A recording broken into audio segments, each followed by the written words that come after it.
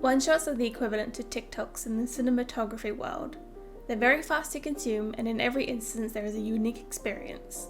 Overall, it's hard to get bored of one-shots as they're only one chapter long. That's why I find myself reading a lot more one-shots rather than fully fleshed out mangas. Throughout this video, I'll have the title of each one-shot on the screen so you can write them down as we go. With that being said, here are my 20 one-shots that I've read and would recommend reading whenever you get the chance. Gokurakugai is an action-packed story that includes a main protagonist that readers either want to be or be with. The art is also insanely detailed, from the characters to the environment to the food they consume. The action flows super smoothly and opens the door to an interesting and savage world without spoon-feeding it to the reader. Zanuff the Butcher is a strangely sweet story about a released serial killer that tries to settle down, but one day his life is changed upside down when a small girl appears outside of a shop on a very, very rainy day. I feel like this manga does a great job of portraying fear in one panel and then the next panel portraying the most kindest face that you would ever see. It's a great whiplash of a manga. Succubus and Thereafter is a story about the soft side of a succubus, rather than the ones that you would see represented on mouse mats or hoodies or pin badges that would only get merged at Comic-Cons. It's strange how a story about a succubus almost teared me up. I'm not going to give it away, but just know that tears may be shed once you get into the end of it.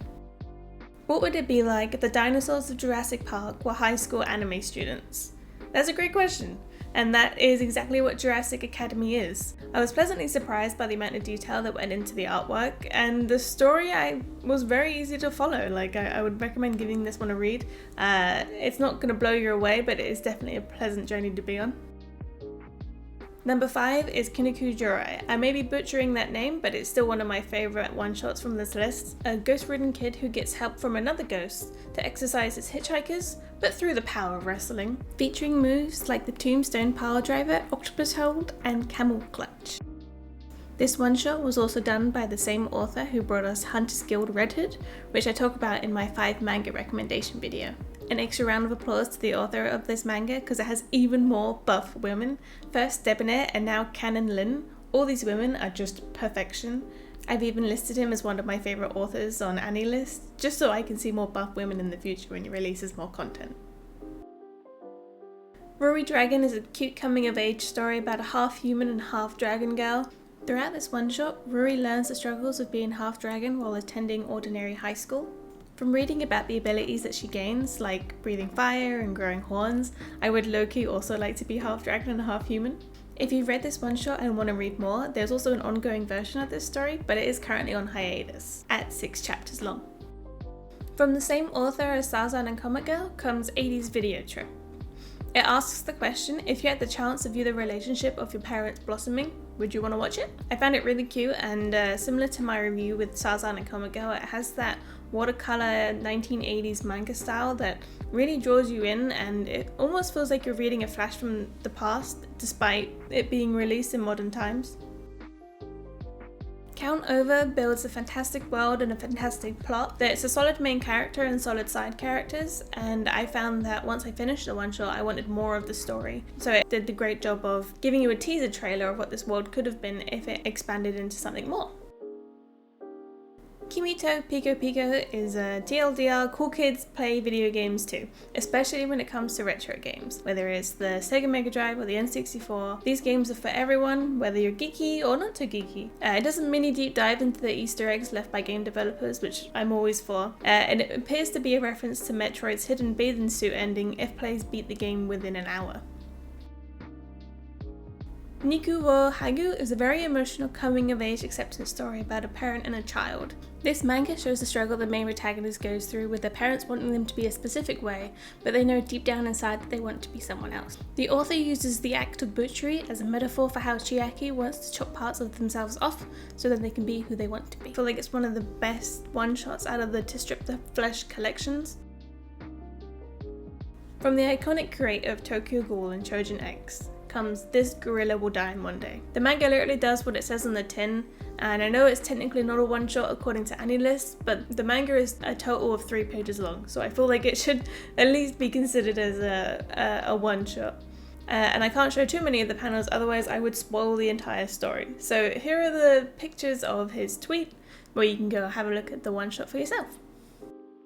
From one meme one-shot to another, my next recommendation is Among Us. And yes, there is a one-shot of Among Us. It was surprisingly funny, but don't expect a masterpiece of storytelling or artistry.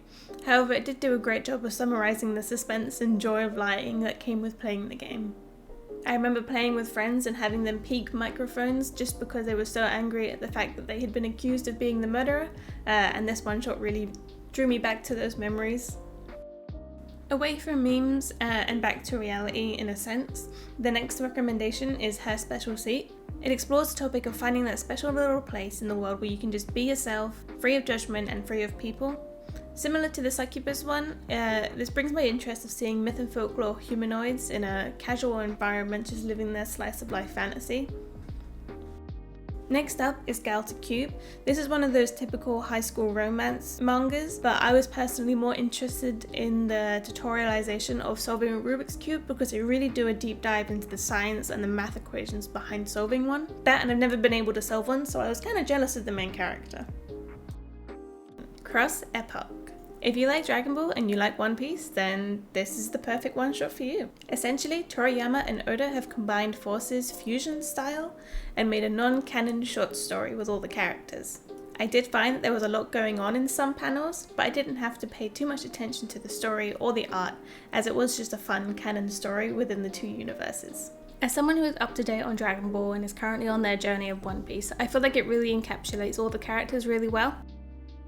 Utakata dives into the feelings individuals get just before they start confessing to the person that they love, in which they question themselves, they question their reality, and wonder, am I even human enough to date this person?